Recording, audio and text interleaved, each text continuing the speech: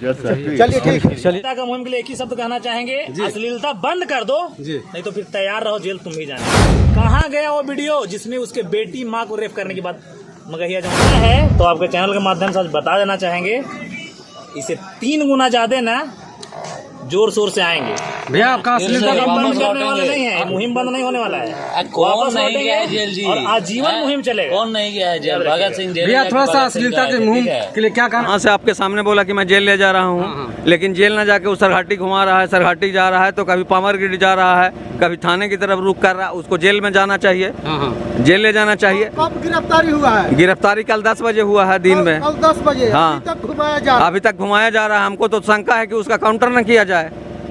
हाँ देखिए, जैसे कि मैं बता दूं, इनको मन में एक शंका हो रही कि हो सकता है कि पुलिस उनको लगातार इधर उधर घुमा रही है, जबकि कोर्ट से आदेश होने के बाद सीधा जेल ले जाना चाहिए जो भी दोषी हैं उनको।